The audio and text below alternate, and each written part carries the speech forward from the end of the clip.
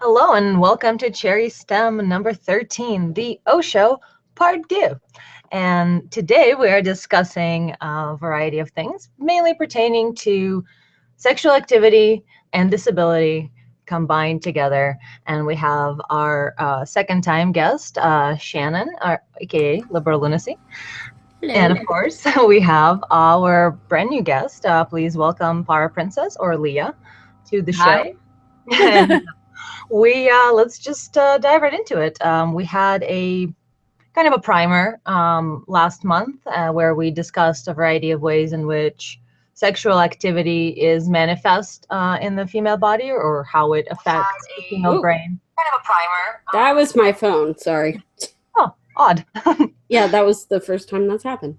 Sorry. I'm so good about this usually. Hey, learn something new this time. Right?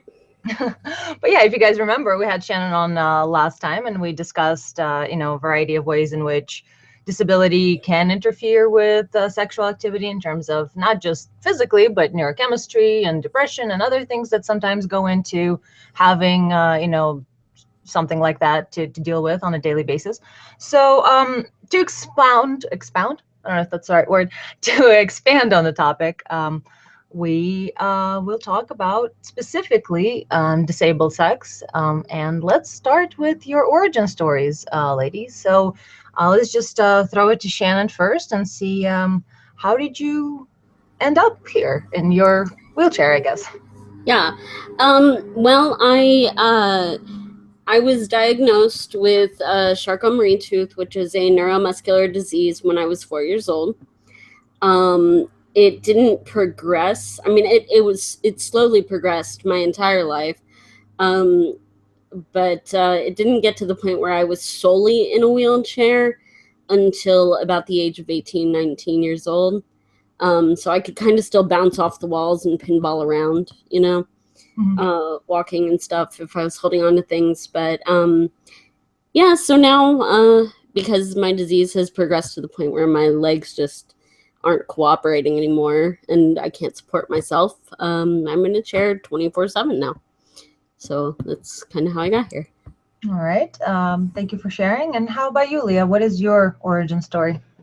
Well, I like to say that I never wanted my feet to touch the floor ever again, but that's not really what happened. I had a nasty accident. I was at a gathering, and as some gatherings go down when you're young, boys, they like to play fight, don't they? And I was curled up in the window, texting, window was open, one boy pushed the other, landed against me, and out I popped out the window. And when I was like outside of the window, I remember seeing it, and it was so surreal. I thought it was like a dream. So I thought, I must be dreaming. If I shut my eyes, I'll wake up, which was a bad idea because then I woke up getting strapped into an ambulance. They gave me a 10% chance of any recovery at all. It was a grade 4 something. I can't remember the terminology, but it's the worst kind. My spinal cord is still intact, but I haven't had any movement or sensation returned. So in a way, to excuse the pun, I kind of like know where I stand with it. This is the cards I've been dealt with, and I know that nothing, so I can work with that rather than hoping for something that may or may not come. Wow, yeah, that's Are you guys getting this echo? No, I don't think so. Hopefully the chat will let us know if we're getting an echo on your end, guys. Yeah, I just realized I'm gonna have some competition for cripple jokes. And of course, yeah, I have inappropriate humor. Well, that's one way to deal with it for sure. And I like how you are both boobacious ladies as well. So that's another good bonus. I hear from chat there appreciating Leah's avatar. Yeah, I always tell people I'm actually in the chair because my boobs are too heavy. So that's cracking. Yep, I could have that excuse too. Yep. So I see you both deal with it in a bit of a feminine humor way. One, I don't want my feet to touch the ground, and the boobs. That's great, ladies. I like that approach to things. And of course, since we're talking about sexual activity and as a larger point here, we talked to Shannon last month, and as I don't know if you describe yourself as a sexual person, but you seem to be a sexual person. I'm a very sexual person. Right. Yeah. And of course, Leah, on the other hand, you are a sex worker of sorts. Are you not, Leah? Tell us more about that. I actually only have sex for money. I can't remember the last time I had sex for free. I'm not really interested because it's just so, you get to that point when they just play games, and I'm overqualified to be in a relationship. Don't have to deal with the bullshit anymore, huh? Yeah, I just can't be bothered with it anymore. I don't want to share a bed with someone. I like my own space. I like to do what I want to do. I don't even like talking to people. I don't even like people. At least you're honest about it. And I mean, just as Westworld, this great new show that's coming out, as they said, in context of relationships and paying for prostitutes versus having girlfriends and things like that, this madam says, darling, you're always paying for it. The difference is our prices are fixed and posted on the door. So that's I one saw of that on when I think it was your Twitter. And I thought that's good. That's you. I always say that in one way or another, you are always paying for it. Like even husband and wife situation. The husband's paying all the bills, and she's doing the housework and homework and whatever it is that people do. It's a mutually beneficial relationship, and different feelings are involved, of course. But you are always paying for it in some way. Exactly. It is a mutually beneficial situation, as you said. And to me, it cuts out a lot of unnecessary issues when you have a more direct transaction. And that's why I would encourage a lot of people to seek the help of sex workers when, as you saw, we had questions coming in for this broadcast. And some of the questions were, I am a disabled man, and how do I, get how do I have sex with a woman, disabled or otherwise? And the question is, well, are you okay with paying for it? And a lot of guys say, no, I'm not okay with that. But they do not realize that they are always paying for it. And there's a big, big stigma around men paying for sex exclusively. And somehow we ignore the fact that there are women on the other end of that transaction, women who enjoy being paid for their sexual activity. In fact, I work as basically a cam girl. I do web shows, and it gives me sexual pleasure at the thought of men spending money on me. It is a turn on. So I think you kind of come from the same place. There is a lot of stigma around sex workers as well, because I've had some horrific names, derogatory names, made against me, when really I only perform these acts in exchange for money. I don't have sex without a condom. I don't have sex with random strangers. I wouldn't have sex with 3 or 4 people in a week, even a month. And then you'll have the same people who are calling me these names, they're the ones who are having sex with everybody in the block, without condoms, and you just want to take them all to the clinic. It is often projection. I'm frequently seeing that when you get something levied against you, an insult from, frequently women seem to be more culpable in this. When you get an insult thrown at you and then you look back at what they're doing and they're doing the exact same thing, and they're just suspecting you of doing what they're already feeling guilty for doing. Yeah, that's you right. You find that a lot in relationships too. I've like my ex would accuse me of cheating, and he was cheating on me. That kind of stuff. Yes, I've noticed that a lot. Really big one. I've noticed that with myself, and I'm thinking, if I thought my partner was cheating, I wouldn't need proof. The thought of it is enough. And why punish your partner and yourself just because you have whatever issue it is? Just end it. Why it's so cruel to do it to you. Absolutely. And the thing too is it seems with your situation, Leah, you kind of got to a point where, what do I have to lose? I already have something I'm struggling with, so I might as well just live my life and not worry about what people say or think. And I think, Shannon, you're the same way. Oh yeah, I honestly don't give a signal fuck what people think about me. Me neither. I've kind of gotten to a point, and actually, it's basically, you know, a YouTuber rule or whatever, that it takes 8 months, about 8 months of being on YouTube consistently, until you just don't give a shit what people say about you anymore. Because the comments, you know, like I get people, and Leah, you may actually appreciate this. It's funny because people give me all sorts of shit because, you know, a lot of the time I have my cleavage on display because I like my tits. And, you know, people are like, oh, you just have those off so people can fap to them. And I'm like, wouldn't they go look at porn to do that? Why would they be on YouTube?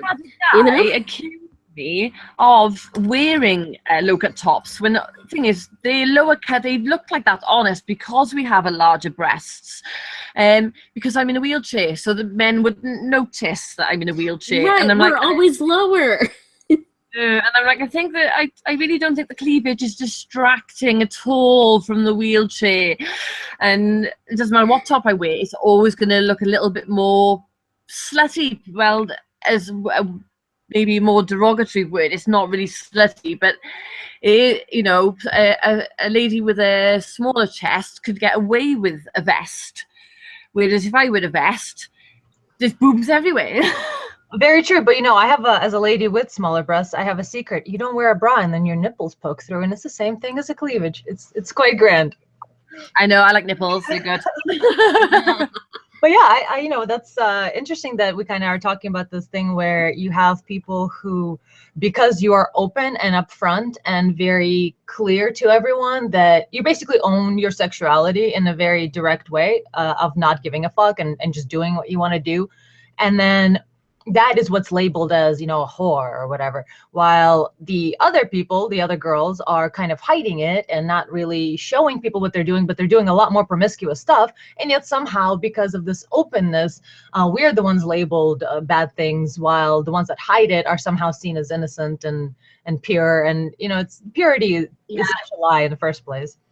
Definitely, because I'm like I'm also brutally honest. I don't think I have like a lie switch at all, and people will, you know, they always say they like to hear the truth, so then I'll tell them the truth, and they don't like that. They think they want to hear the truth that they want to hear, and no other truth. Yeah, and I'm not good with like padding sentences out. If you say to me, do you like this outfit on me, and I don't, I will say no, it makes you look fat. I'm not gonna say, oh, I don't know how to make younger and nicer. Yeah, even trying to come up with something just now, you're like, no, can't bullshit. Sorry. I can't do it. It's just, I just got so much to say that the shorter I can make it, the better, the more I can say then. Well, no, being direct and to the point is quite refreshing, and you know, we have this idea that kind of goes around in the more you know, radical feminist circles, especially, that kind of holds up an image of women as weak and unable to assert themselves, and maybe those women like they're called they're just being nice for everybody else's sake, and well, no, they're being cowardly. Let's just call it what it is. They don't want to upset their social standing. They don't want to upset people who are around them, so they will censor themselves and do that sort of thing. But yet, I don't know if that's that many women, honestly, because maybe it's just my exposure to more neuroatypical women who are not normie, women who are in the sex work field, etc. But I meet nothing but women like you know, girls who are open and upfront and kind of don't mind saying what is on their mind. So I don't know if you've had any kind of exposure to real girls. What's that? I call them real girls. Yes, here they are. The ones who are, you know, they don't say what they mean. You leave the room and they slag off your dress, and you know, that kind of attitude, really. Right. So I don't know if you have had much experience with sort of the girl groups, or even, you know, feminist types trying to rescue you from porn or anything like that. Have you had much experience? Guys try and rescue me from that. I can take you away from all this. Why are you doing this? You're better than this. Love, I am not better than £180 an hour.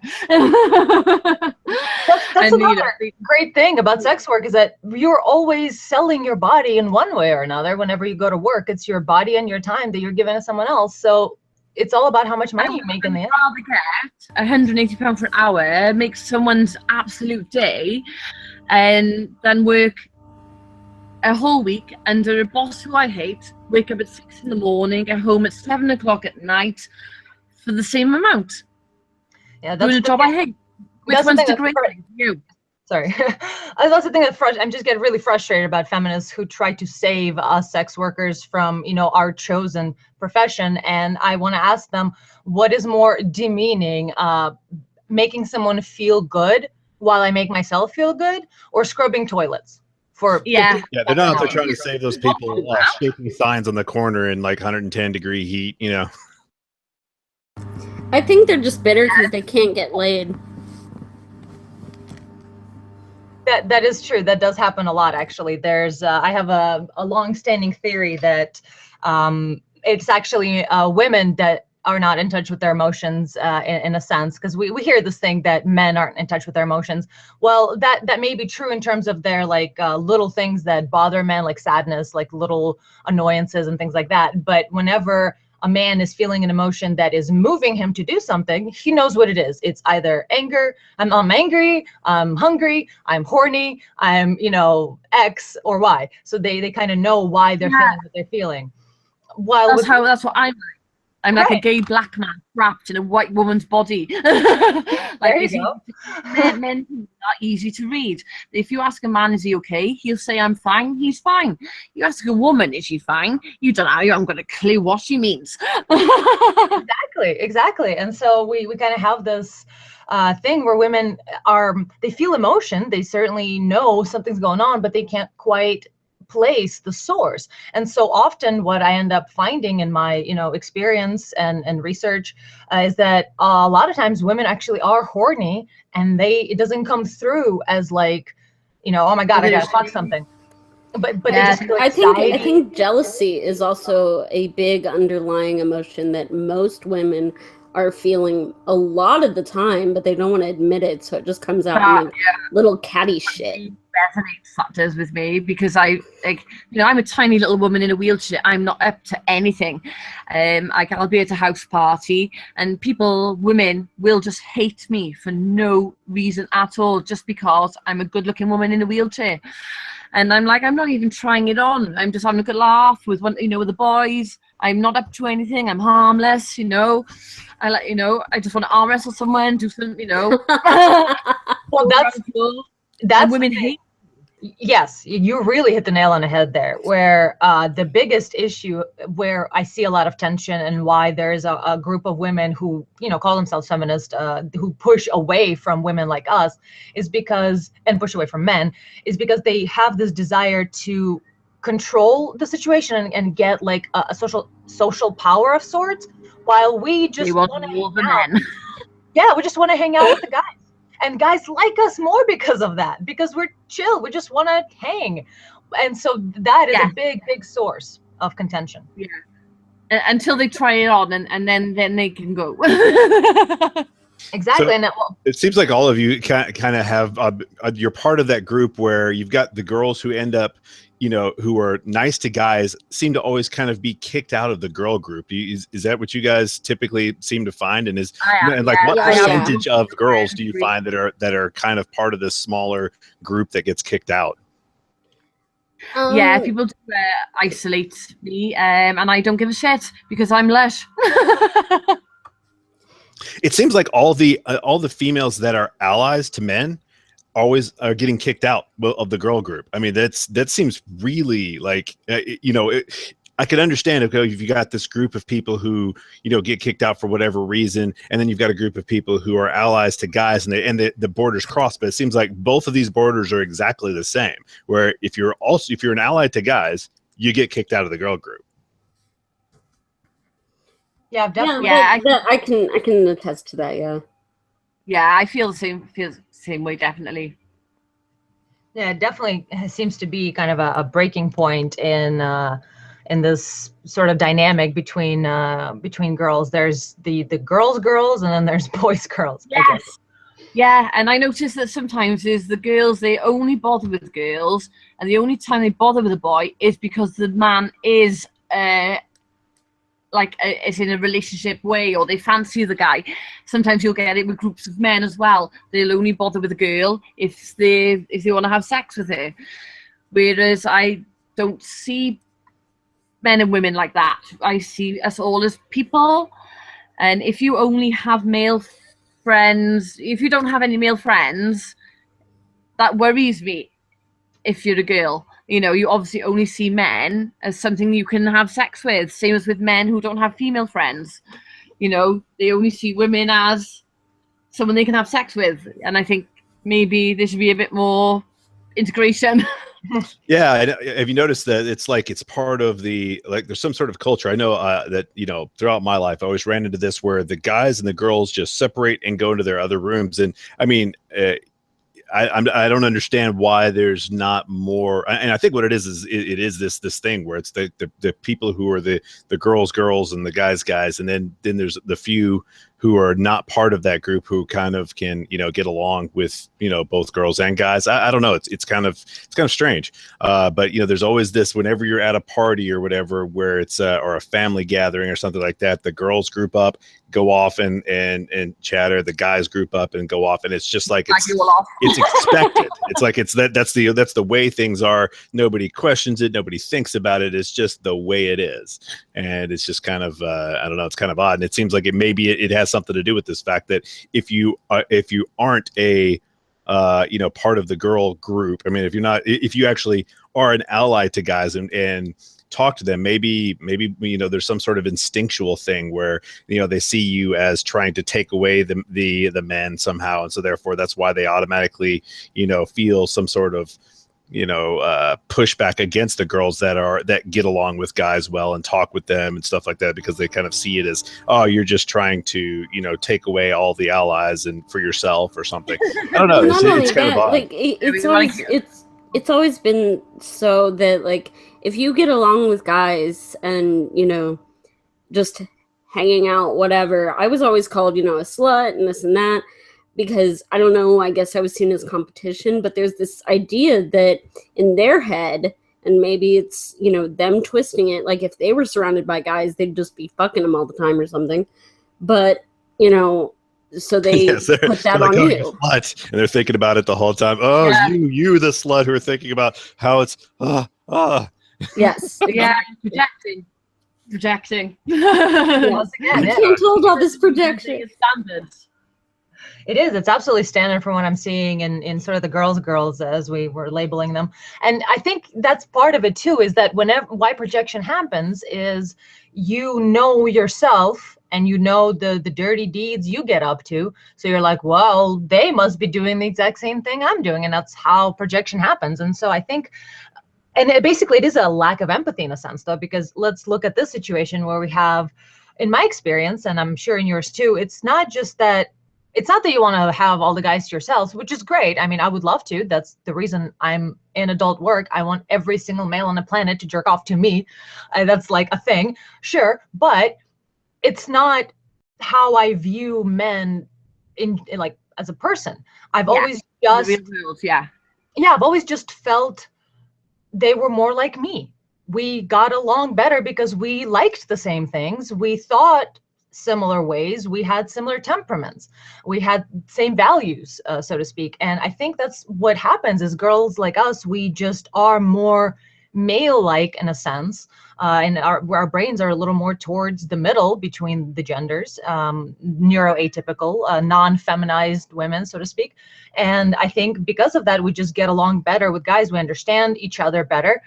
And that is a driving force for being friends with guys, not that we want them all to have sex with us, which is fine. I don't have sex with most of them, to be honest. Honestly, guys are just less bitchy. I think also those like when you have more down to earth girls, though, they end up being more in touch with their sexuality. So even though, just not giving a shit and being okay with yourself as a human being, usually most people achieve that by older age.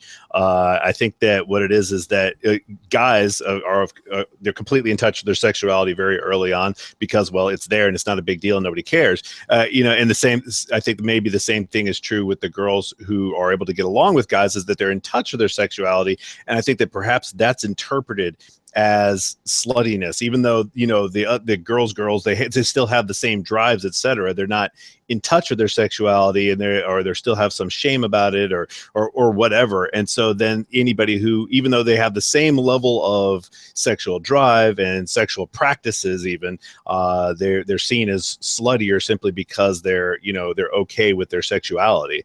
And it seems like because I'm seeing how these things tend to go together. You have the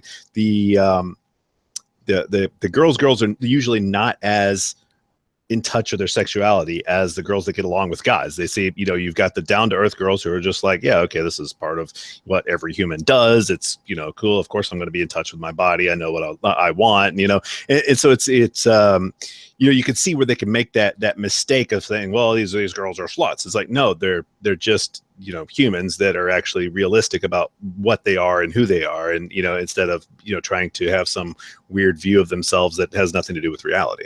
Right. There's less shame in a sense and less self, I don't even want to call it censorship, but there's this kind of a thing that women perpetuate, especially older women, that, I call it the pussy economy. They basically try to make sure that every girl that tries to be sexual with guys is labeled something terrible, so that all the pussy is held tight and held up until it's doled out like rationed.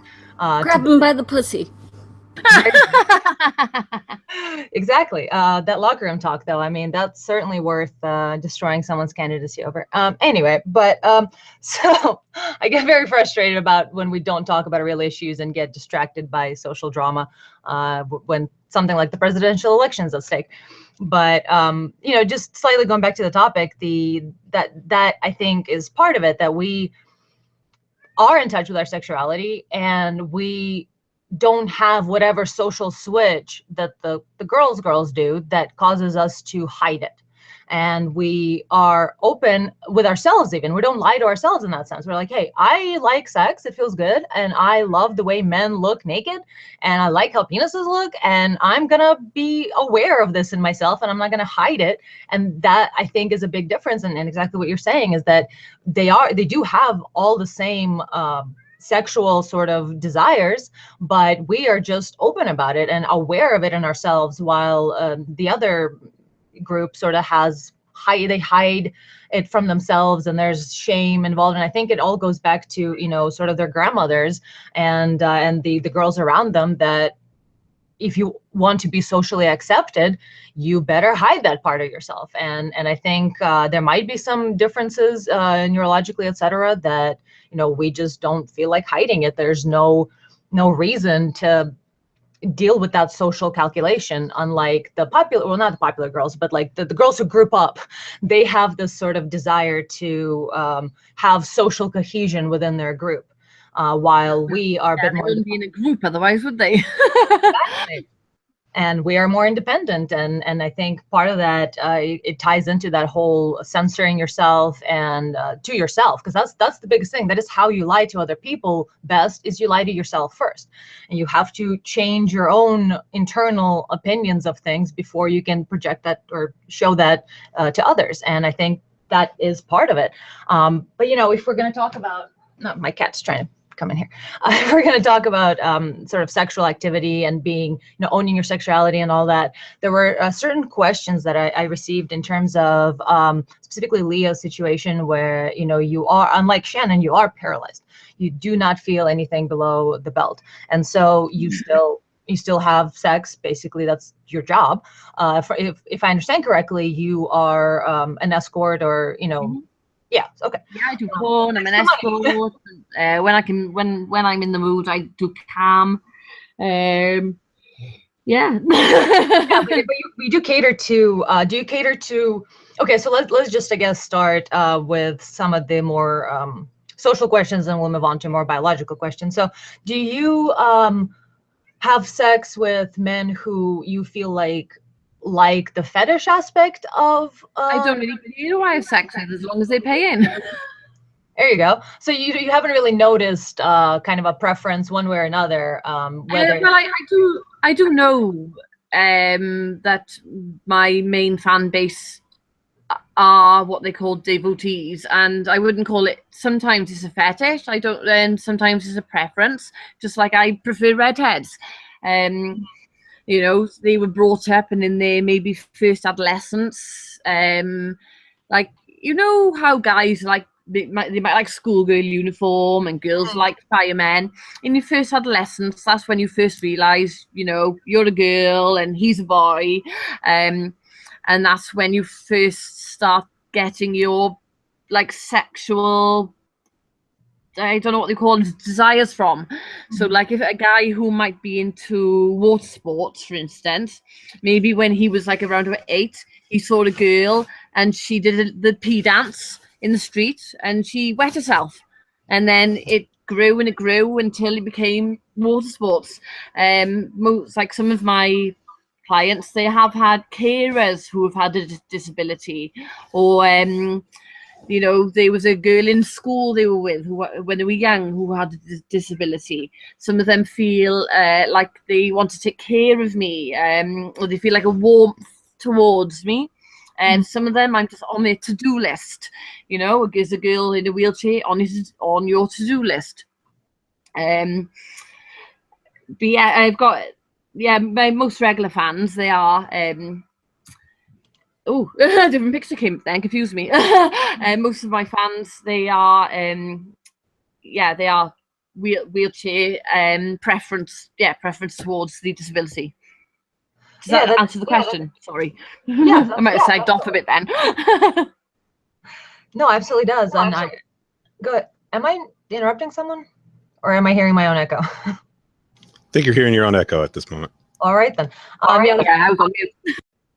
I was gonna pull up one of the questions, which was, you know, is it here it is. Is it wrong to want to have sex with someone simply because they're disabled? Like, is that? Would you consider that? Given your answer, I don't think so. But it makes no difference to me whatsoever why someone would want to have sex with anybody. You know, like you said, yeah, is someone in a wheelchair on your to-do list? That is my advertising line on my adult work, is a woman in a wheelchair on your to-do list. So if you want to have sex with me, just say you have. That's like when men have had sex with me just to say they've had sex with a porn star. Right, exactly. And you know, some people or some groups of feminists especially will consider that to be in some way demeaning or objectifying of us, but in my opinion, that kind of is more validating of our identity. But how do you feel about that? Like the idea of being objectified? Well, I think everyone's objectified to some extent. Like people, like men have sex with women to say that they had sex with a woman. So does it make any difference what the reason is? And I think that's the crucial difference between people like us and the ones that have issues, is they kind of want to regulate the reasons why people have sex with others, and they want to make sure that it's for the right reasons and not the wrong ones. And it's just are they wrong reasons? I don't think if you want to have sex with someone, I think the only wrong reason would be that they're really underage or not of this species. But no, this is like, well, if you have a preference towards, you know, a type of body or a type of, you know, facial structure, then you know, you're just sexist and racist and misogynist if you don't, you know, are equally attracted to everyone. So you're a gingerologist, I guess. I love redheads. I've got a proper fetish. I can spot a redhead a mile off, even if they dye their hair and get a tan. I know a redhead, and I will say, "You're ginger." And they get offended, and I'm like, "No, I love it. Like, I will go with someone just because they are ginger." That is interesting. I actually have a very similar thing, and also for red hair specifically, that there's something about it that that genes, we want those genes, which is interesting because if My we're going half to sister's a redhead, and I've had sex with her. well, that kind of leads into some of the more biological elements of this, and one of the curious things about that is we do, as human species, we have a desire for what is known as hybrid vigor. That is when you it manifests itself in an immune system in a variety of other ways. You have whenever you breed two animals, for instance, that are of a slightly different kind. Actually, Richard Rall knows more about this. I'm probably going to butcher the analogy, but it's when you breed two animals of different but similar, they're still compatible, obviously, because they can breed. But if their genetics are different enough from each other, then their offspring will be, stronger and better. Yeah. Right. Yeah. So I think that's where a lot of our exotic sort of attraction comes from, that we have, like I, for instance, have a ridiculous Asian fetish. It is absolutely through the roof. And I think Asian women, yes, but with Asian men, I only like the really bad boy ones that you get in films. The Asian women, yeah, for me, any woman that's Asian is like, oh my God, yes. But the men have to, I'm a little more selective about the Asian men too, curiously. But for instance, the ginger thing, especially for men and women too, where it's like a ginger, the redhead gene is not something that's dominant, and it is sort of on a decline from what I understand. So that's, I think, another way. Loads of redheads in this area. What's that? There are loads of redheads in this area. Well, if you're talking about Great Britain, you lucky you. Yeah, in Greece, in Cwmbran, which is a local town. They're everywhere. Yeah, but overall, like in terms of population numbers, from what I understand, the redhead gene is on the decline, and I think that's where part of that strong fetish comes from, is that it is rare, it is exotic, and it is a drive for hybrid vigor. And I find that light-colored ginger mind. I don't like the ones that are really pale white with freckles and bright ginger hair.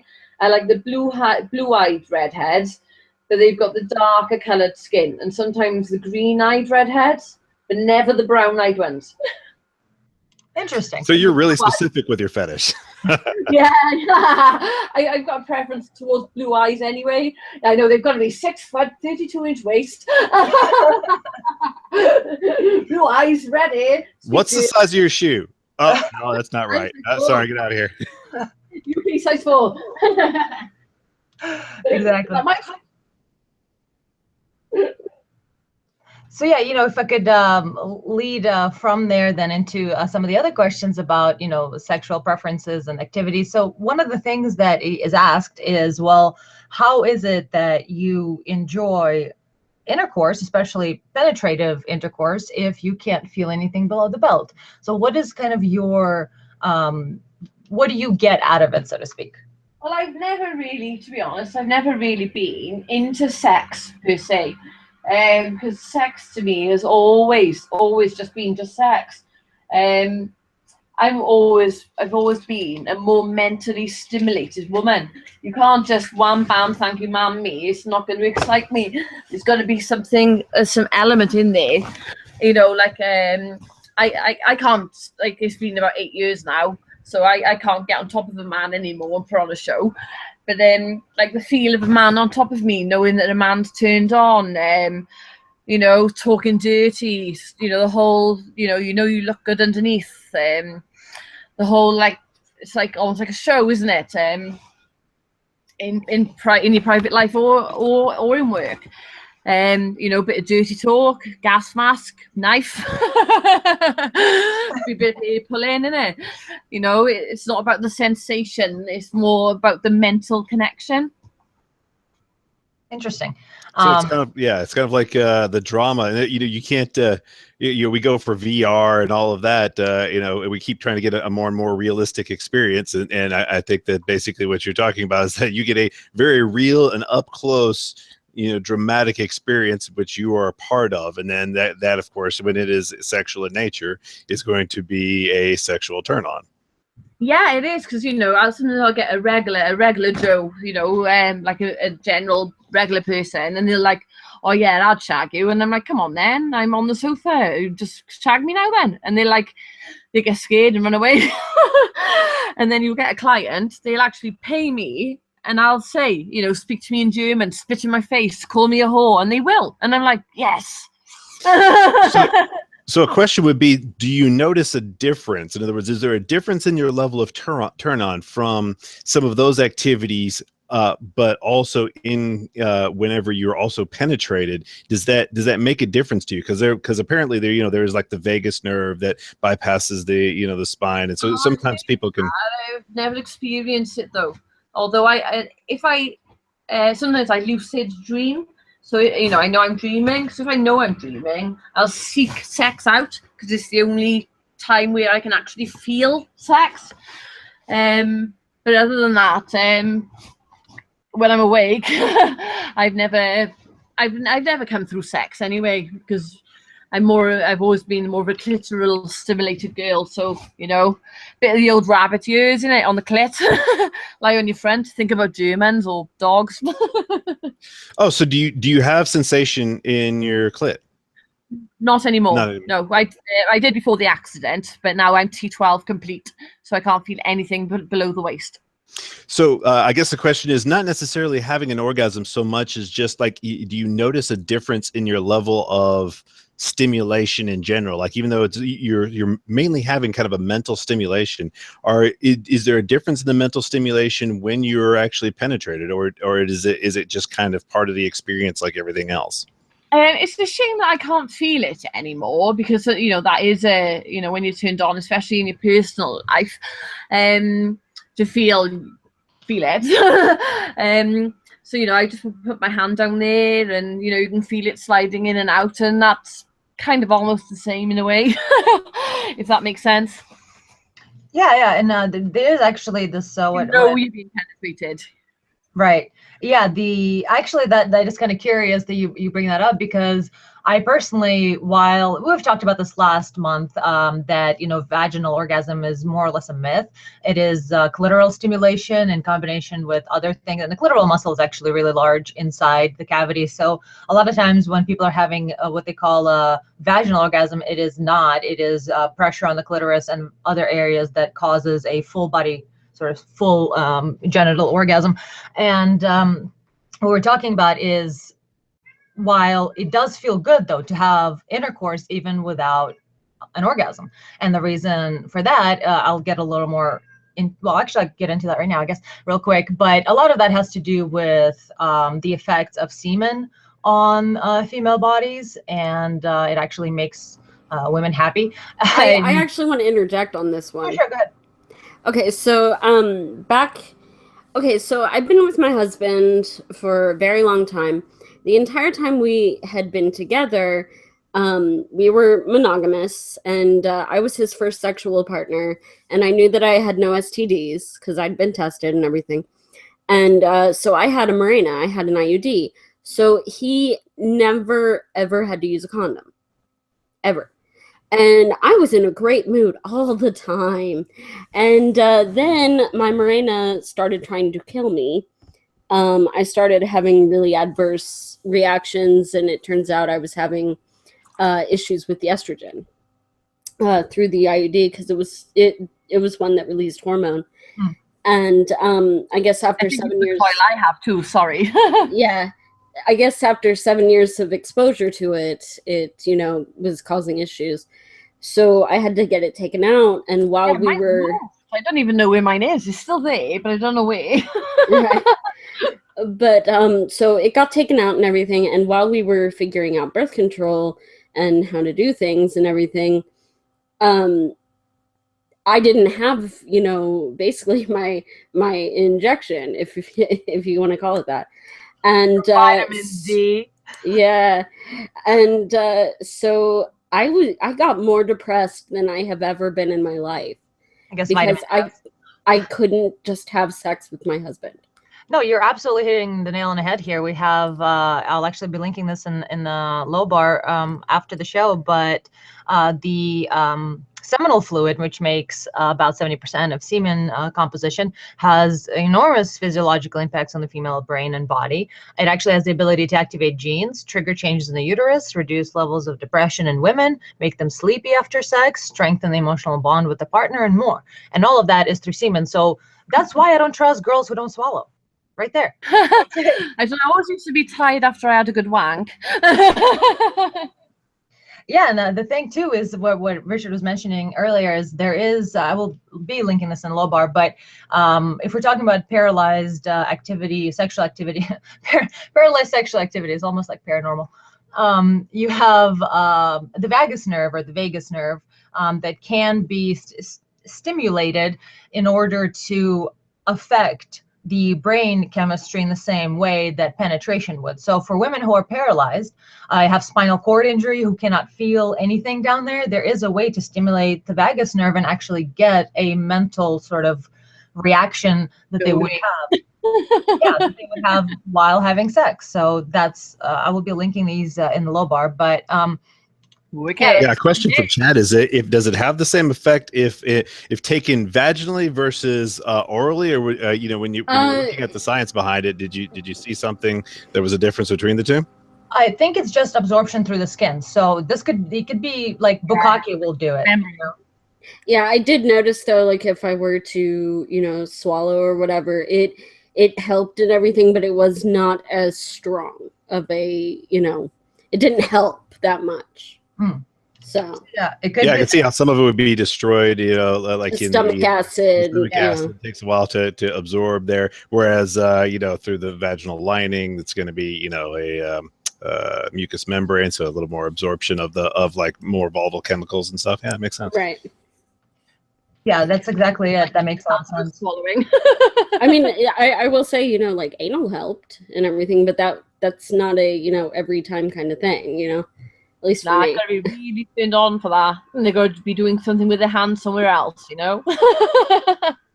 Oh yeah, that is actually the clitoral muscle does go all the way around back there, and actually, in my experience, anal does feel sort of like a second vagina, and I think a part of it, well, you do have to be primed and ready and all that, but I've always had to be very turned on to be able to receive it, and yeah. But yeah, speaking of receiving, there's a question from Chad earlier when you mentioned the German and the spitting in the face bit. Is there a turn on by men who are aggressive? Is that something you ladies would say? I like a man who can take charge in bed because I'm such a dominant woman myself, that if a guy takes charge, it's like, wait, I don't know if he's brave or stupid, but I'm going to go with it. Because most of the time people are a lot more passive than I am. I am quite a masculine energy.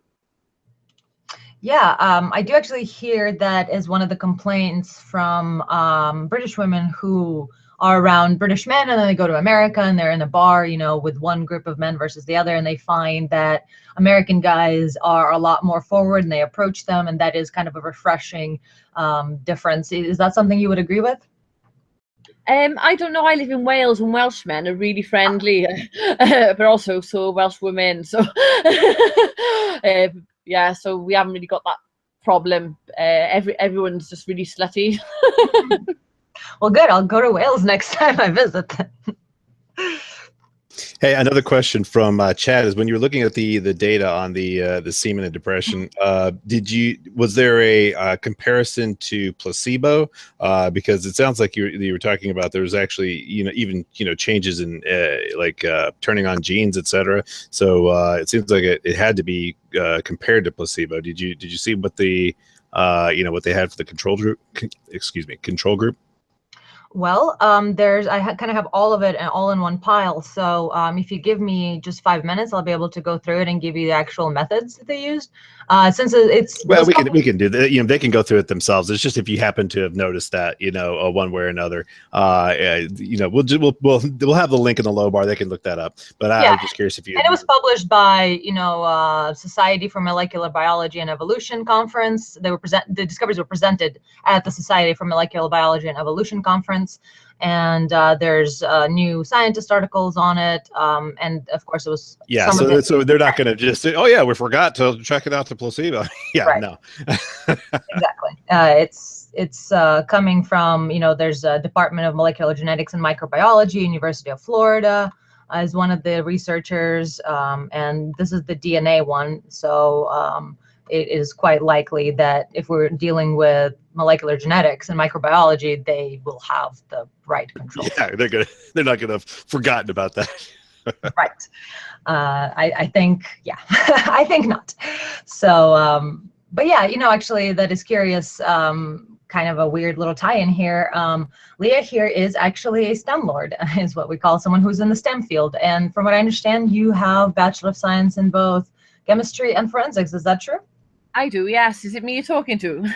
Yes, I am. I thought it might have been, when you said Lord, I thought maybe the gentleman, Richard. Is it Richard? I thought it might have been him too. I thought, oh, wow, yeah, we've got something to talk about here.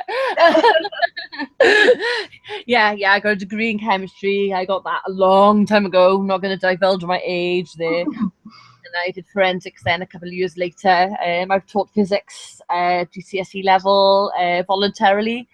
I've done like homework clubs. I don't even like children, but I am a really good teacher.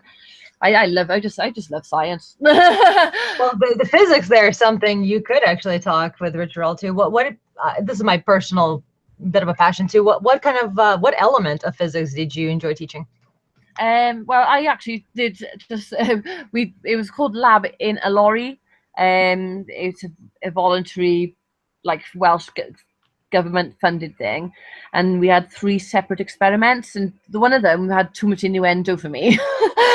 So and the other one was slightly innuendo, so I went for the Why is the Sky Blue, which is about light and the wavelengths of light, and like light that we can't see. Just like, and I'd taken a UV pen, and well, you can imagine what 15-year-old boys would draw on each other with a UV pen. But you know, it was all good times, you know, and they loved my class. But like I said, the other 2 were a little bit, you know, one of them we'd have a camera, you know, the cameras on the sticks. I don't know what they're called. We'd put them in a box, and they'd be like looking for things, and they're like, "Miss, is it in far enough? Are there 2 balls in there, miss? Can we put it in both holes?" And I'm like, I can't do this.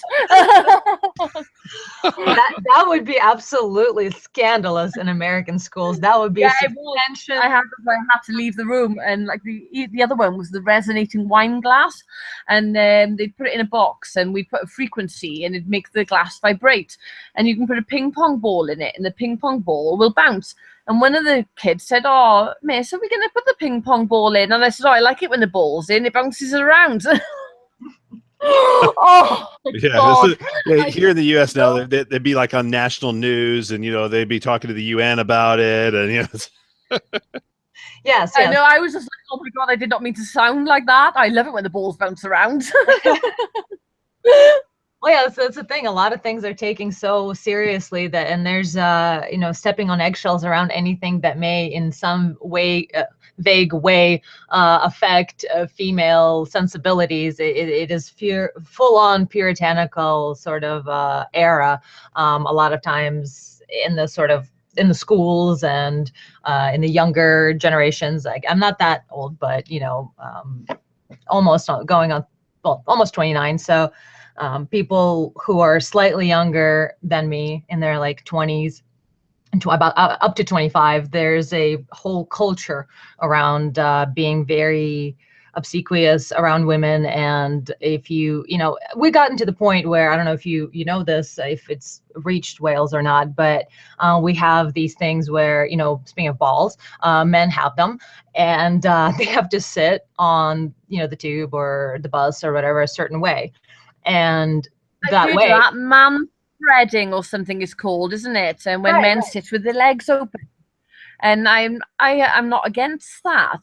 If like my legs, I don't know where they are half the time. If the man wants to sit with his legs open, it's not like his cunt is hanging out. He's got trousers on, and it is a lot more comfortable. It's insane. Yes, and it's quite interesting that we've come to that point where it actually is hurting women at this point. Is my very strong opinion. One of the reasons. Don't even start me on feminism. Women in general.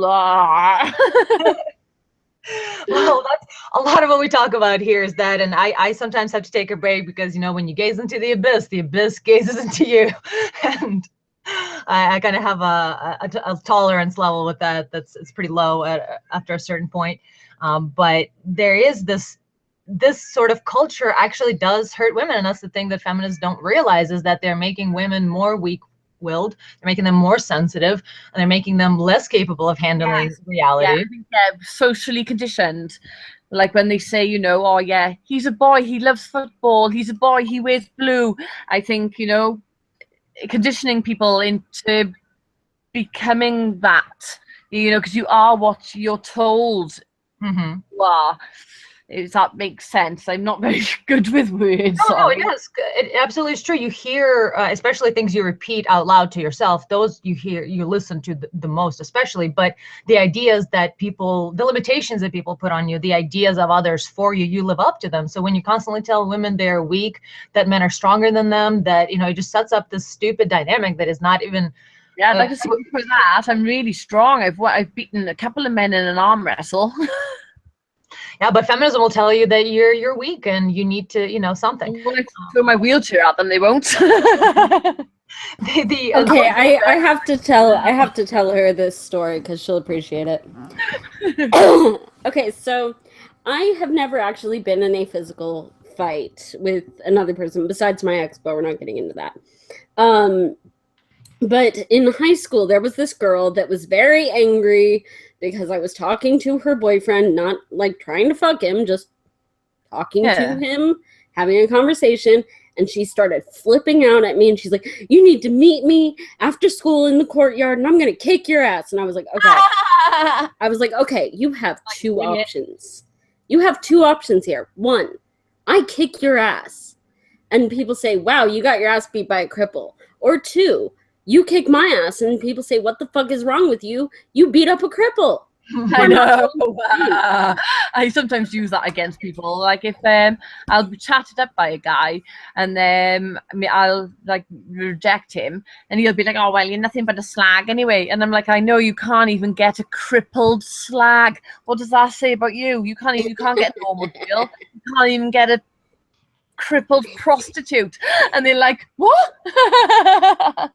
Just blows their mind. No, it's actually, I love that, the ability to kind of poke fun at oneself or to show people that you're not really easily offended. That is a trait that is vanishing in some places. And I mean, you know, I read this article just the other day that they were talking about how you know, Trump saying grab her by the pussy, that is making women sick, literally sick, because it's reminding them of all the terrible things that they went through in life. And it's like, oh, like, okay. So yeah, wow. I mean, that means you've never been through anything bad in your life ever. And grabbed by my pussy. It's like that is triggering you, like that is making you physically ill. What is happening? Where are we? Like I don't like the word fanny, but it, you know, it doesn't make me like think about my life. Right? You hear them say slap around a fanny, you'd be like, oh, that just brings me back to the most traumatic era of my life and I can't get through. I know, oh my god, big tears I cry. And I'm just like, I just don't like that word.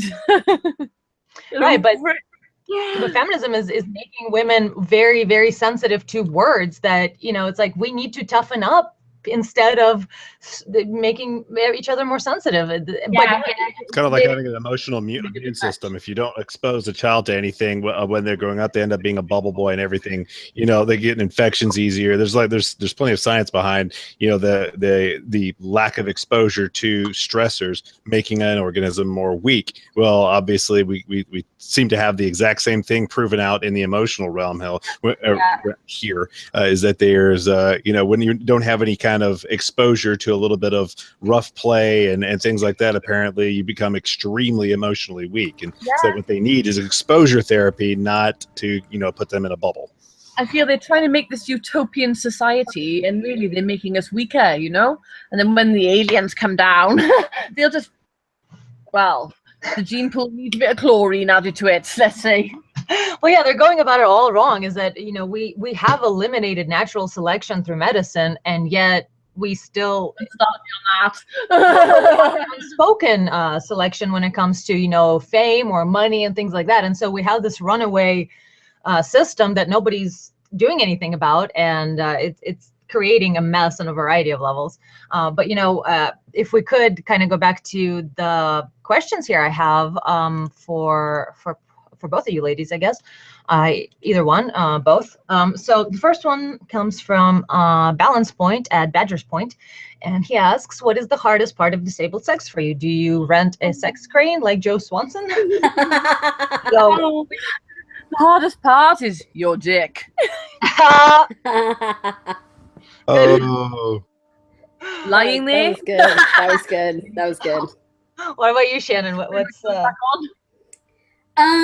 hardest part for me is positioning. Especially like recently I injured my back pretty badly. And so that's kind of screwed a lot of things up for the moment. Trying to heal up, but yeah. Ouch.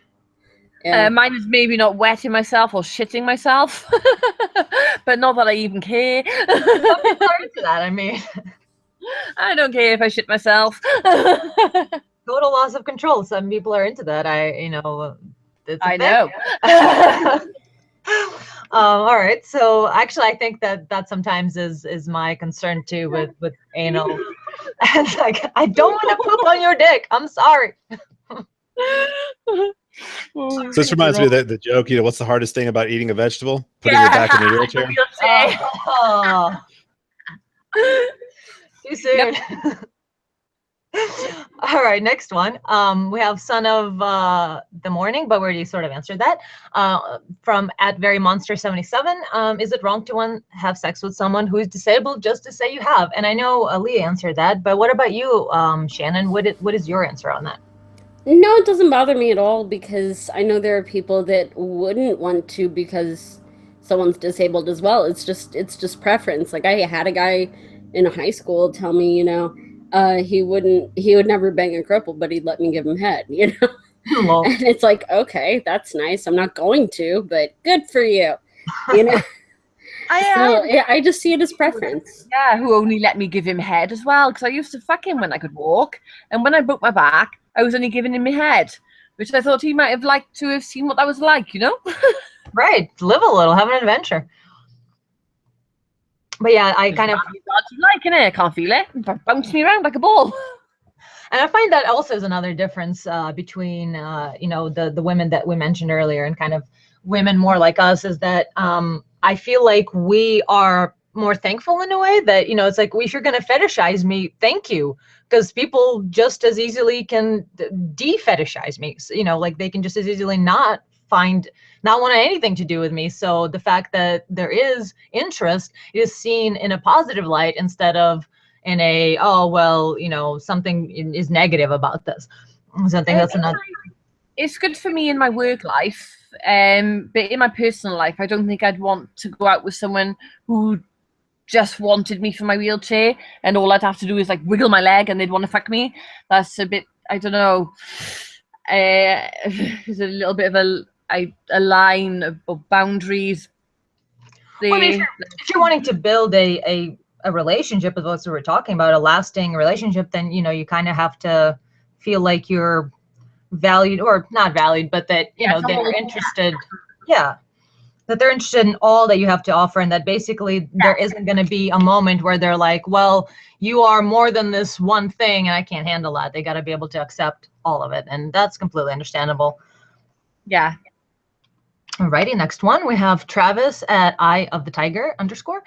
I am a 32-year-old virgin, horny as hell all the time, but cerebral palsy seems to put women off me. Any advice, please? Well, we're not sure. You sure it's that? Nor his attitude? He might be a dick. Right. That's a thing. But I mean, there is the cross. And it feels like, No? in the US and places like, I don't know what it's like in Great Britain, but there is a bit of a perfectionist element to, especially to women and their choice of partners.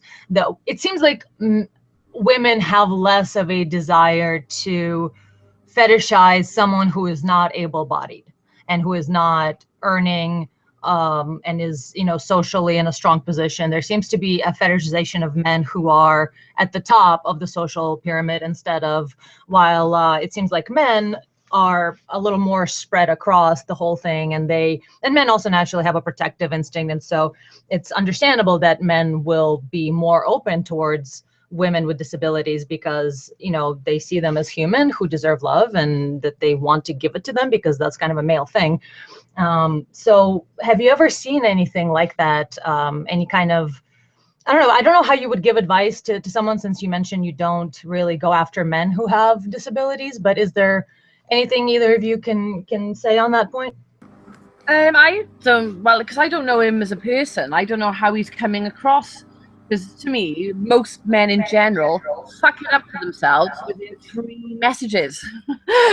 I would say a lot of it, unfortunately, I mean, it's going to be harder for him. It's just going to. That's just how it is, because most women are kind of bitchy.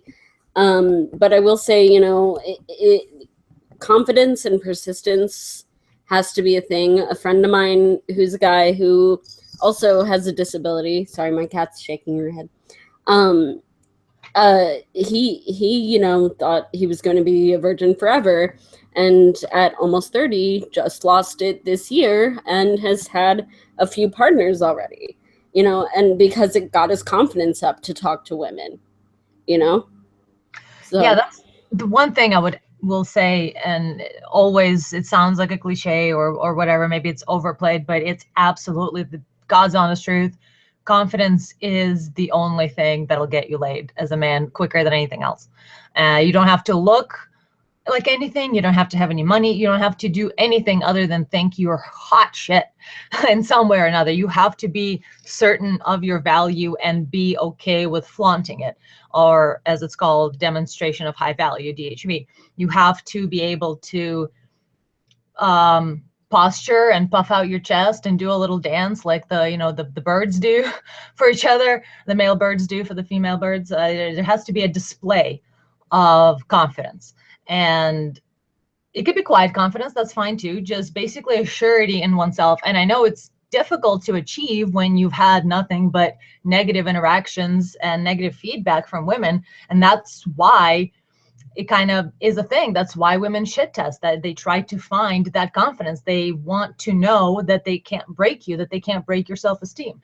And it's a very big part of attraction, is to just owning yourself. I find a really good sense of humor. I have been laughed into bed lots of times. And I like long words. Intelligence, humor, Oh, that's how Richard Rall got me. I mean, we were talking for 3 hours about sharks and not echolocation, but their electromagnetic sensing and like a variety of other things, and laughing, and just next you know, you're naked. Nope. 3 days later, that's it. Now 10 years later from then, and it's still like we're on our honeymoon. But okay, anyway, move on now. So another question from Aildis VDV at Alley Discope. Are some positions impossible? Any extra prep or aftercare needed to not hurt? Is that something you guys can speak to? I don't think any position would be impossible. Even like me on top, it'd just be difficult. Like the man would need to hold me up and make sure he doesn't hurt himself. Like I don't do anal, so I'm going to worry about that. Because I can't feel it, so you've got to be careful. You know, if you rag me too hard, are you going to hurt me even though I can't feel it? I don't understand the extra prep or aftercare needed. Like I'll go to the toilet before sex to make sure I don't wet myself from stimulation. That's what it really. I will say some things are kind of impossible for me. Mostly it has to do with the fact that my spine is fused, so I can't bend in certain ways. I'm really bendy, but it's fused, but only the 1 or 2 vertebrae, so it doesn't really. Yeah, see, I'm fused all the way from the top down to L1. That's insane. Yeah. Can't imagine it. I've never seen it, so. Yeah. It was to correct a severe scoliosis and kyphosis. Yeah. So they kind of had to do it because my spine was bowing in at such a way that it was starting to crush my heart and lungs. So. Oh my god. Yeah, I had a 90-degree curvature forward. Oh my god, that's insane. Yeah. Sounds painful. Hopefully not. Oh, I mean, yeah, it hurt like a bitch when they did it, and when they took the hardware out, and I mean, it still hurts. So, yeah. So any prep or aftercare, anything like that, is that something you have to worry about? Now we're getting a couple of massages. I would say like taking something, you know, for like Tylenol or something to make sure I don't like hurt my back or whatever. But I actually need to go. I'm getting a text from my husband saying he needs some help. So I am so sorry. That's okay. Thank you for joining us for as long as you could. Yeah, I hate to cut and roll. So I'm sorry, guys. But I'll probably still be hanging around in the chat. So alrighty. All right. Take care, Shannon. All right. Bye. Nice meeting you, Leah. Yeah. Did I say that right? Ta-ra. Okay. Yeah, I can never read names right. All right. Bye, guys. See ya.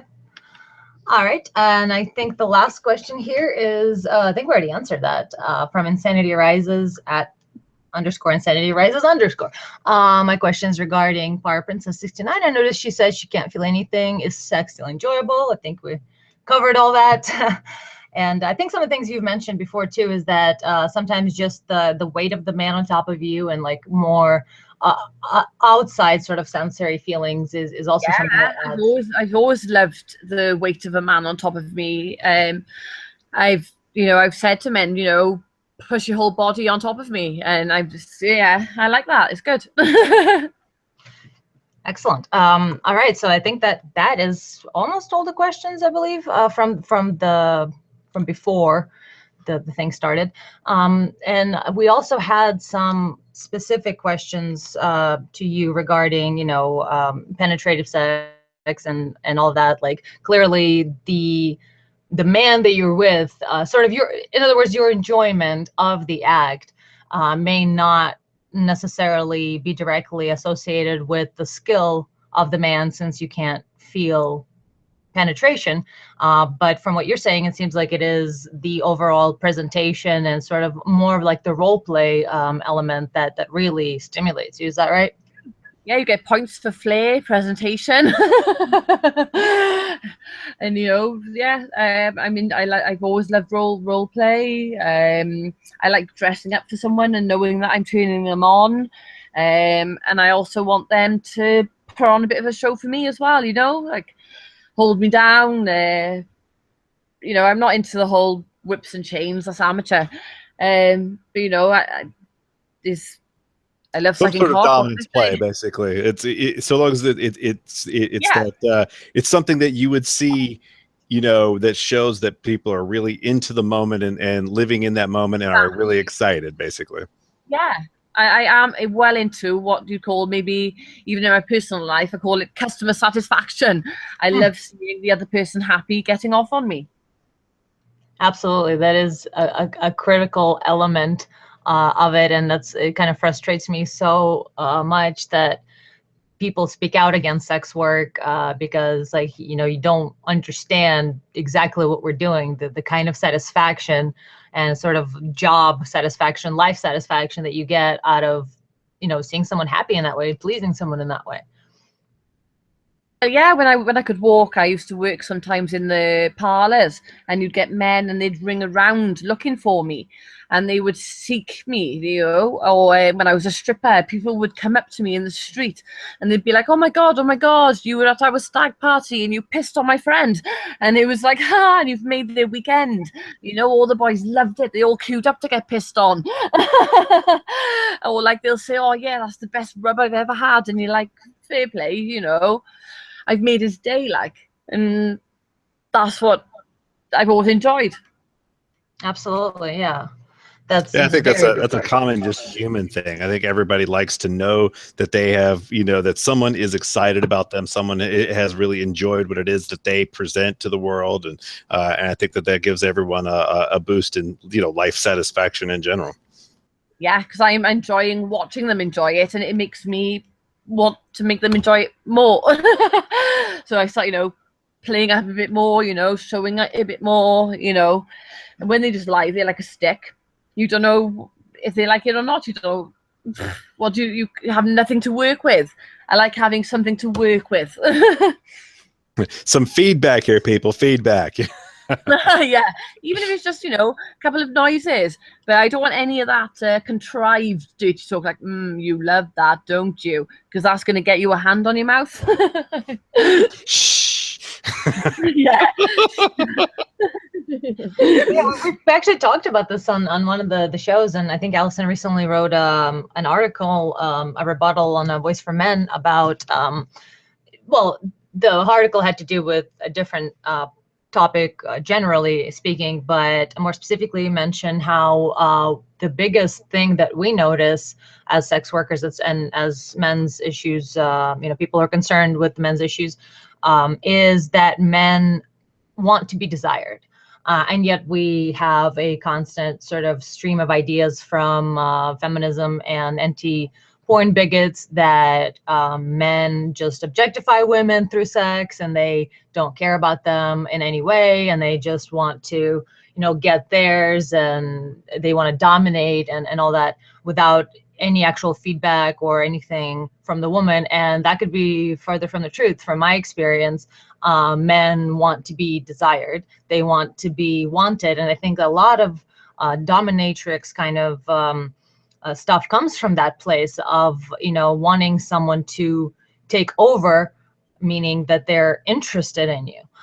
So that is something that I think is a universal, not just for women, but especially for men, that they very strongly want to be desired. And have you noticed, is that your experience too, Leah? Well, I don't know. I've literally answered the door to guys naked and thrown them up against walls and tried to force lap dances on them, and they've got scared and practically ran away. And I think that's because they've thought, because I do porn, that I must have had all these magnificent sexual experiences, when really it's just a job and I'm not really thinking about it in that way. And they think, oh, I wouldn't be able to satisfy you. I'd come in 10 seconds. Well, that's brilliant. 10 seconds, that's great. You know, that's all I want. Give it another few minutes, you can go again. Okay, if you come in your pants. Well, yes, yeah, it shows a level of excitement. So, hey, I had one more question, Leah. Did you notice after you lost sensation below, did you gain any additional sensation in other areas? No, because some people think that you do, and I can't see better at night or hear more. Well, I mean, like sexually, sometimes, like for instance, you focus more on your nipples because that becomes a place that you stimulate more. Or... Touched, it makes me feel sick. I've broken up with people over it. You're gonna touch them, do it right. Don't lick them like a lolly. You gotta be a little bit more rough. It's interesting. I actually have a similar experience where it is somewhat unpleasant for my nipples to be touched in a light way, but if they're if they're grabbed, it's like, oh, that's good. Looking at it in the eye, and they're like that, as if it's so erotic, and I'm like, can you get off it? Or if they're going down on you and they're tweaking your nipples at the same time. What's that about? That's the thing. We are sort of given this idea that you know, women like X or Y, and a lot of times the women that I've experienced anyway, that some of them don't even know what they like. And like, you oh, know, my last girlfriend liked it. She always came, and I'm like, you're doing that all wrong. yeah, and another thing too is that women don't really explore their bodies, and we don't. You know, we're talking about something like this in the chat room for CherrySTEM. So if you're a patron of mine at patreon.com/AnnaCherry, there's a Badgerkin tier that you can be part of, and you be part of our Skype group. And one of the things we're talking about is Karen was actually mentioning that sometimes some things are not, they don't feel good if the person doesn't just love to do it. Like, for instance, cunnilingus, you know, if the guy isn't super into it, then it's like, I could take it or leave it. Like, it's not all that great by itself. It has to have this element of the person really enjoying themselves to it. And so, but yet we have some of the louder voices in trying to tell people what women want. They all say, you know, oh, you just got to constantly go down on women, and you got to do this, and you got to do the nipples. And so there's certain tropes that people believe that women like, and there's no honest discussion really about what each individual woman likes, because there's so many barriers set around the conversation of sex, and men are constantly put in a position, in a supplicant position of they're like, women are doing them a favor to have sex with them, and so, you know, just to broach the topic is too much. So I'd really like to see if feminists, you know, are serious about pleasuring women and having women be given their due in sex or whatever. I would like for them to have less sensitivity around the topic and less sort of concentration. They'd be less sensitive if they had a wank. They do. That's a big part of it. They need to have the sexual experience. And also, we need to stop thinking that it is the patriarchy or men who somehow somehow limit female sexuality, when it is always older women and other women that the matriarchy. Right. That's even better. I've never heard that word. That's brilliant.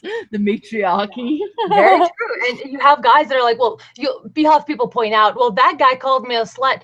Yeah, because he was trying to get all those girls to like him. Like, you don't, yeah, men will join in, but the group, as they found, even like the BBC did a poll and not a poll, but a bit of a research into who says mean words to each other online more. And it's 50-50, if not actually 60-40, to where women are nasty to other women more. Oh, yeah. Fucking horrible. Yeah, but yeah, we're told that it's the guys that are limiting female expression while it's other women. So if we could just shake feminists like by the collar and make them see that, we're like, I want to take many a woman. one of these days, hopefully. But you know, this kind of leads to the kind of a local issue for us in California here. Something that we will be dealing with come election season, so November 8th, around that time. What we are dealing with, you guys, and I might be on a live stream about this next week on somebody else's channel, where if you are in California, please register to vote. Although, oh yes, tomorrow is the deadline, the 24th. So glad I got you here now. So if you're a Californian, please register to vote so that you can go and vote no on Prop 60. So what Prop 60 is, I won't get too much into the detail of it, but the idea is that it is for condoms and porn. However, the actual law, the actual prop, if you read in depth, it's a way for one particular person to create a permanent job for himself as a district attorney kind of person, and then to go after absolutely anyone who monetarily benefits from porn. This also includes your selfies, your nude dick pics, people who work at home with each other on cam, people who create porn with other people, or who have studios, or who are directors, even hotels that show porn. on their pay-per-view, literally a key anyone. grip, and they could still sue you, and it could be they can personally sue you. A fucking random person who through this law will be able to personally sue you and possibly even get paid to sue you. So it's like they're using the government as a way to get money to sue you, and that's what this Prop 60 is about. It's the most asinine thing in the universe. I've never seen anything that's such an abuse of government power. It's crazy. Exactly. It's quite ridiculous. And yeah, it will literally incentivize individuals to file complaints with Cal OSHA against you if they spot that you're not having condoms. So basically that's kind of the little loophole, or I guess a way in, is that condoms are mandatory in porn. If this prop passes, condoms will be mandatory in porn, any and all porn made in California. So if a random viewer watches your porn and doesn't see the condom, even if it may be there, if they don't see the condom, they will send a complaint to Cal OSHA, thereby getting your name, legal name, your address, all of your information. And even if Cal OSHA does not pursue this claim, they still get all of those things about you as a person, which is kind of scary for some of us who try to keep our anonymity and privacy. And if Cal OSHA does pursue, each individual will be it's like up to $25,000 or around $25,000 that they will get for complaining and snitching on you. So it basically allows people to sue an individual worker within an industry. And that is like if you went to a restaurant and you saw a waitress, you didn't like her shoes, you can sue her. No, nobody can do that. That is absurd. And yet they're trying to make that happen in porn. And so the porn industry here in California, especially, obviously is not happy, is a little scared. There are companies who have halted all production because they don't know what their future is. And I will strongly urge everyone to vote no on Prop 60 if you're in California. And the reason, like, why should you do that? Well, it'll make our life horrible if it passes. So please don't support that. But on the other hand, what a lot of these companies are going to end up doing, the porn companies, they're going to geo-block California, period. You will not be able to, if you live in California, you will not be able to see YouPorn or browsers or whatever, Wicked Pictures. A bunch of different websites are straight up geo-blocking or considering and threatening to geo-block California, so that we can cut down on the harassment and the unlawful, well, it'll be lawful if it passes, but the unconstitutional, practically, invasion of privacy and harassment is what we're calling it. So yeah, I very much urge everyone to vote no on Prop 60 if you live in California, if you want your porn. Even if you don't want your porn, the biggest thing is that listen to the industry, listen to people who are actually in it. A lot of us are not part of any mainstream company. Like Richard, Rall, and I, we're completely independent, and we don't want this. And queer porn stars and straight porn stars and all of them are very unhappy about this law. So if you care about us as people, then you will listen to what performers have to say and not what some guy who is some district, whatever, in Los Angeles. His name is Weinstein. He has his district has a really high rate of AIDS, and so he is funneling, I think it's up to $4 million now, from the AIDS Healthcare Foundation to pursue the porn industry. Even though we've had no HIV or AIDS transmission in the porn industry in at least a decade, if not more, there's a lot of stringent rules, and actually inviting condom use or mandating condom use will reduce a lot of other really stringent testing techniques. So in fact, it'll endanger porn performers more than help. But beyond that, I mean, it'll drive industry out, and it's a fuck ton of money. The guy is creating his own fucking job to exploit taxpayer money, and then use that to screw over individuals who have their own businesses. And it's just the most. It's against so many people's values everywhere. It's just a total mind fuck that anyone would even consider allowing this to go through. It's all that's wrong with the world. Absolutely. It's very egregious to the point where it is a guy who is literally trying to create a lifetime position for himself as a type of attorney district general. And he also, not he, but the prop, if it passes, it will cost about 1.7 million each year. So it's the opposite of everything that we need to do. And in fact, there are some porn sites and porn tube sites that if you live in California, you go to them and it says access denied. You already, people who live in California are already getting a taste of what it would be like if Prop 60 passed. They have already actually passed a couple of laws in the UK regarding porn, and it has driven a couple of businesses out with regarding, there was a website called the Pain Files where performers consensually agreed to participate in pain because they enjoy it, BDSM, sub, dom, whatever. And now, like, UK Flashes has gone under because they the mother site, Pain Files, is now illegal.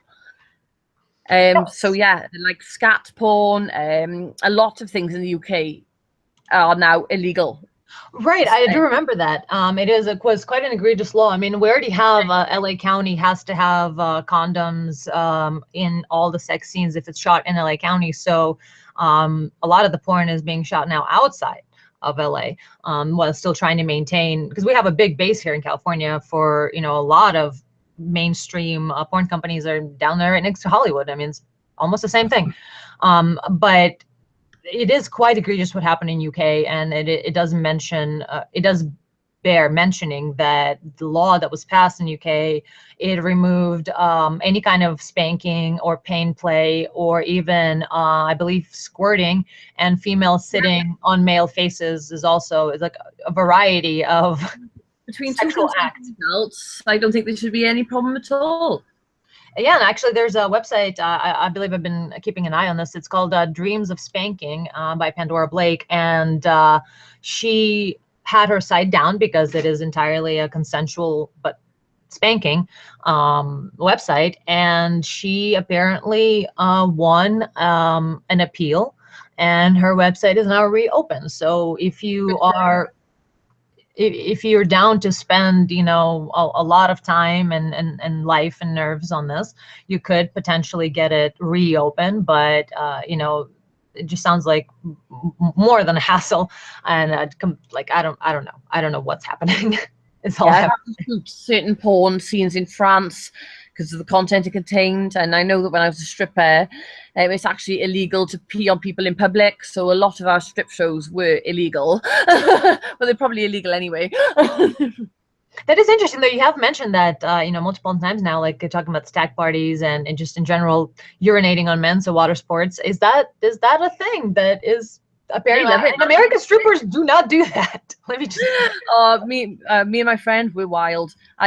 Sometimes I even followed through, and I did not care. And they'd queue up. Welshmen, they're animals. They will let you piss on them, throw flour on them, egg. Anything. They let rugby boys, they're the worst. The one show we did, the lads were like, if we give you extra money, will you suck him off? And we weren't really going to. We just, because we don't really mix the two professions, we were just going to, lick at it and make it look a bit. And one guy ran up on stage, shoved us out of the way, and sucked him off himself. I'd go to that party. Rugby boys. Wales, they love each other, bum. They suck each other off. I love societies that have open and free expression of sexuality. Especially, that's one of the unfortunate things about prostitution being illegal in a lot of places, except Nevada counties, is that it actually puts performers at more risk. It puts because when you have a database. Yeah, everyone can be accounted for, and you have their, background, you have their testing, everybody, once you document it and make it legal, it makes things so much safer. And I just don't understand how feminists can't see that. And anti-porn bigots, who are often also feminists, they just have this weird block, and somehow women are supposed to be believed and trusted and just elevated to all of their opinions are, from on high. Except when they do sex work. Like, what is that? How does? Because you guys are the out group girls. Ugh. You're the advocates for men, so you don't count as women for them. That's insane. Like, how does their brain break like that? I don't know. It is a weird, like, tribalist something going on there, which is just, I don't know. They're all about vagina loyalty until it's your vagina. Yes. Yes, and it actually kind of reminds me of the Feminist Fight Club, which is a little promo video they did for a book by the same name. And the final boss was a woman, and her reasoning for being sort of like a final boss for feminists to fight. So the number one enemy of feminists is a woman who sees other women as enemies. And that's the only woman in the whole thing.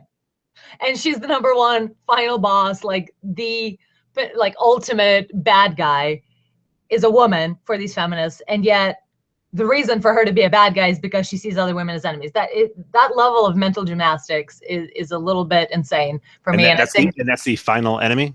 Yes. The final enemy is a woman who sees other women as enemies. Well, what? But no, I don't. What? I don't understand. I don't know what's going on with them.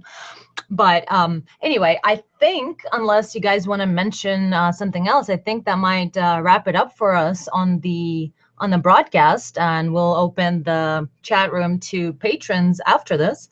So if you guys want to get in on this at today or at some point in the future, definitely check out patreon.com/AnnaCherry. Richard and I are volunteers. We don't get paid from the Badger Patreon or anything like that. But if you want to support us directly, go ahead to my Patreon. If you want to support Honey Badger and the platform they're providing for us, go to feedthebadger.com or patreon.com/honeybadgerradio. That's 2 R's, Badger Radio. I'm sure you'll find it if you just Google it. So that wraps up my show, but where can people find you, Leah? Where is your hub of operations? ParaPrincess.com. That's PARA, as in paraplegic, princess.com. Beautiful. And I will add that link to the low bar of the show as well. So you guys can check her out for yourselves. And final thing I was going to say is if there's any particular subjects that you guys would like for us to get a little more in depth with, look some things up and do some research to bring back to the table for you to look at, please do let us know about that, because that's always something that we're interested in doing as well. Yes, definitely leave comments, or if you'd like for more research on the topics we already covered. I'll be glad to do that. We like to read comments that ask for more research and providing it.